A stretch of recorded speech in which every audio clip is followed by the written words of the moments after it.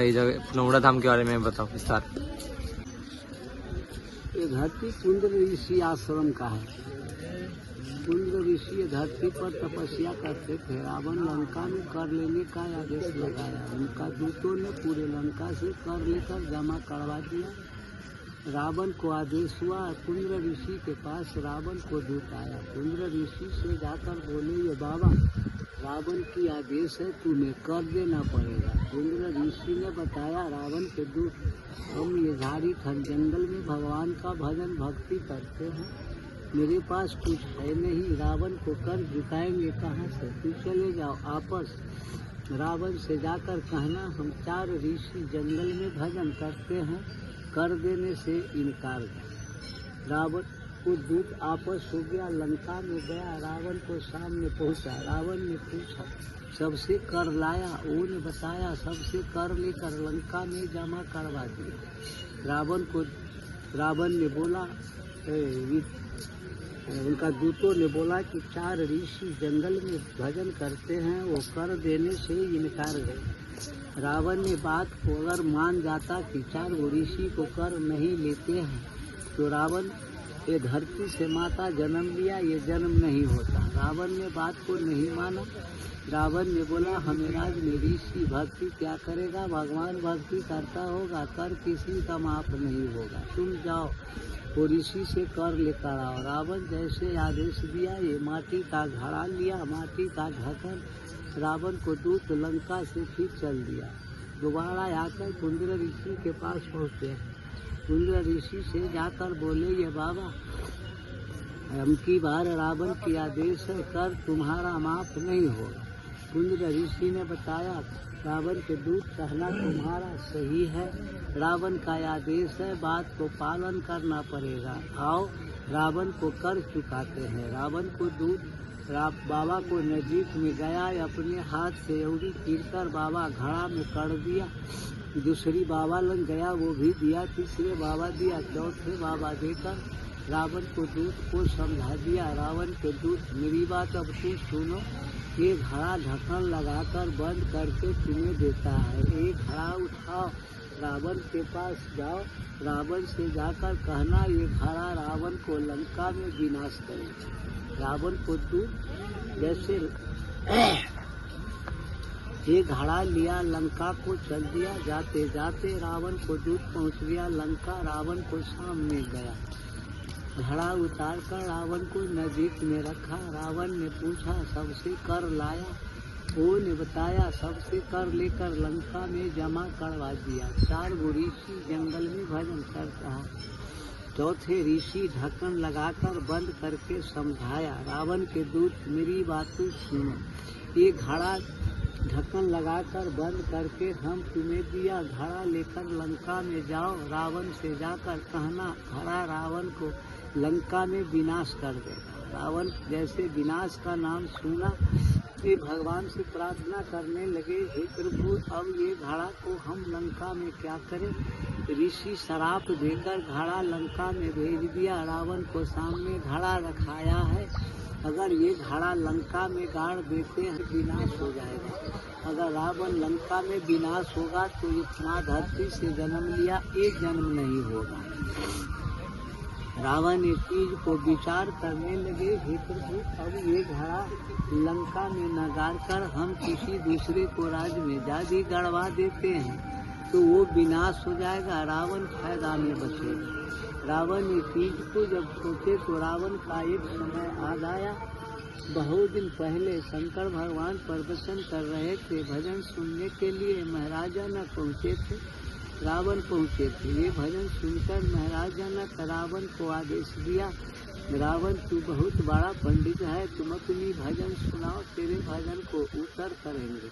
रावण ने प्रवचन महाराज जनक को सुनाया। जनक महाराज उत्तर किया, धरती पर रावण हार गया। रावण जब हार गया तो महाराज जनक से सवाल लगाया, महाराज जनक, अभी के युग में हमसे बड़ा कोई पंडित नहीं, न कोई बड़ा ज्ञानी है, साधारण बात से जनक तुम धरती पर रावण को हरा दिया। याद करके रखो आज से दुश्मनी बढ़ पैदा रावण जनक का ये धरती पर हो गया। हम आज कह कर लंका वापस जाते हैं। आज किसी भी मौका समय तुमको पाएगा, ये धरती पर रावण तुमसे बदला सधाएगा। कहकर रावण वापस चला गया था।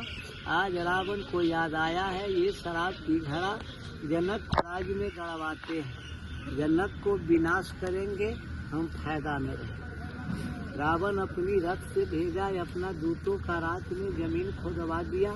जमीन के अंदर शराब की घड़ा हलवा दिया। हलवा कर वापस चला गया।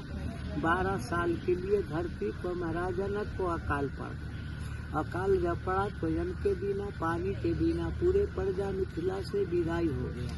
कुछ प्रजा बचा। महाराज जनक से प्रार्थना किया जनकपुर जाकर, महाराज जनक इतना बड़ा तुम्हें मिथिला राज है, सारा पब्लिक तेरे मिथिला से जन के बिना, पानी के बिना विदाई हो गया। अगर तुम प्रजा को बचने के लिए महाराज जनक कोई जग नहीं कर सके, न कोई पूजा कर रहे हो। महाराज जनक भाई ये सिलोटे पर बाद में पीस लिया गंगा सुनेगा। तुम अपने प्रवचन सुना ये मिथिला धाम को बचने के लिए तुम अपने हाथ से ये धरती पर कोई जग करो, कोई पूजा करो, आकाश से बारिश उतारो, पृथ्वी से अनाज उपजाओ, प्रजा का जान पहले बचाओ।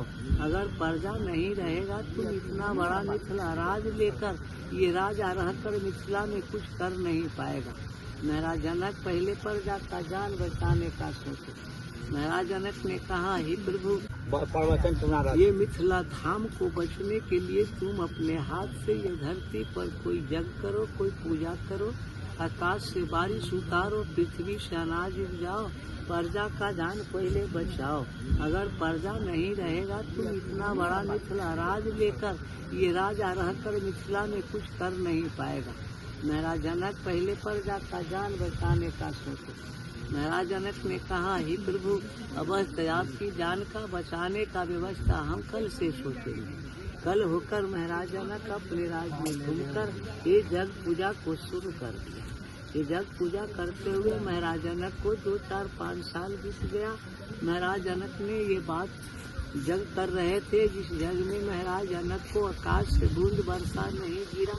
महाराज जनक जग कर रहे थे जिस जग में आकाशवाणी हुआ, महाराज जनक लाख जग करोगे, लाख पूजा करोगे, तुम्हें मिथिला में बारिश नहीं होगा। महाराज जनक को ये बात सुनकर मन बहुत दुखी हुआ। महाराज जनक की बात को सोचने विचारने लगे, हे प्रभु अब हम क्या करें। रावण जमीन के अंदर घड़ा गाड़ कर वापस जो गया था, जो 11 बरस 8 महीना जमीन के अंदर में घड़ा को समय पूर गया। 12 साल में 4 महीना बकाया। महाराज जनक को दोबारा आकाशवाणी मिला, महाराज जनक एक सवाल तूने और सुनो, तुम अपने हाथ से ये धरती पर हल चलाओ, पति पत्नी दोनों की संपर्क रहना पड़ेगा, तुम्हें मिथिला में बारिश होगा। महाराज जनक बारिश का नाम सुनकर मन को खुशहाली बनाया। महाराज जनक जग समाप्त करके पहुँच रहे हैं जनकपुर। शाम को जनकपुर पहुँचे फिर देवता ऋषि जोशी विद्वानों का बुलाकर महाराज जनक के जवाब का सवाल डाल दिया।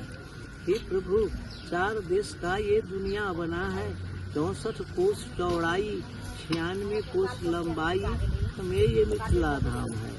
उत्तर में हिमालय है, दक्षिण में गंगा, पश्चिम में गंडकी है, पूरब में कोसी नदी। 4 देश का ये दुनिया बना है। आप लोग आदेश दीजिए किस देश में जाकर हर चलाएंगे, आकाश से वर्षा लाएंगे, पृथ्वी से अनाज उगाएंगे, प्रजा का जान बचाएंगे। 32 कोस उत्तर है, 32 कोस दक्षिण, 48 कोस पश्चिम है, 48 कोस पूर्व। महाराज जनक ने सवाल पूछा ऋषि मुनि देवता से। कोई ऋषि मुनि देवता महाराज जनक को बात का जवाब नहीं आपस दिया। महाराज जनक के बात को सोचने लगे।